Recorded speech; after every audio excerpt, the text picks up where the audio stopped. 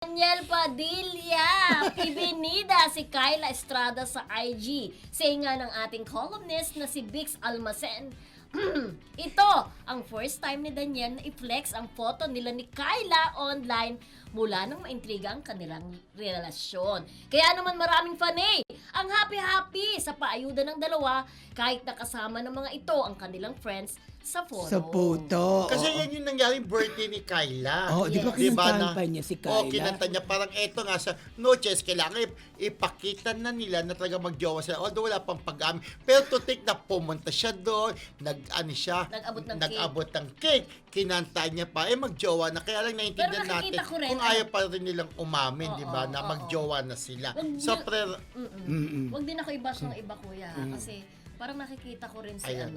si Catherine, no, lagi silang kumakanta-kanta. Dati. Naalala mo? Kumakanta-kanta rin sila pag may mga birthday. Pero eto na, Diyos ko, alam mo ng mga bashers, di ba? Mga bashers.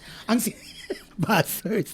Ang sinasabi nila, ano ba naman yan? Nalata namang sila na. Bakit hindi pa sila umamin? Sabi, tito, tita. kaya siyempre parang choice nila yun eh. Kung Kaya sabi nga, ang prerogative ng bawat Bakit isa. ka? Alam mo Bakit naman sa ang mga palagay mo hindi mo bashers. Ayaw nila na, Oo. di ba kadalasan naman kapag ay, yan ba yung pinagpalit, masikat si Catherine. Di ba may mga ganong bashing na kaya, Pero kasi- pero magaling naman si ano rin, di ba?